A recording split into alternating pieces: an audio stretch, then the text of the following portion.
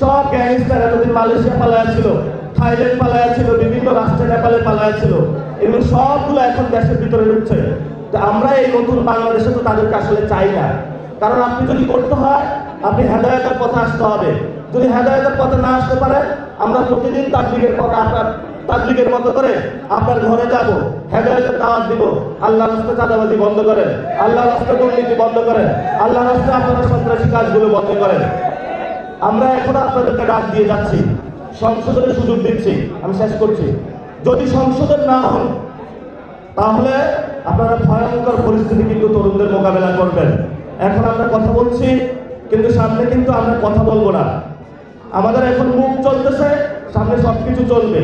আমাদের হয়তো মৃত্যু অথবা নতুন বাংলাদেশ গঠন, এক চুলোকেও এটা থেকে আমাদেরকে সরাইতে পারবে না। কারণ আমরা এক আল্লাহ ছাড়া কাউকে ভয় পাই না। এটাই হলো আমাদের জীবনের যিনি রিজিকদাতা, মালিকদাতা, ওনাকে ছাড়া আমরা কাউকে ভয় পাই না, কাউকে আমাদের ভুলার টাইম নাই।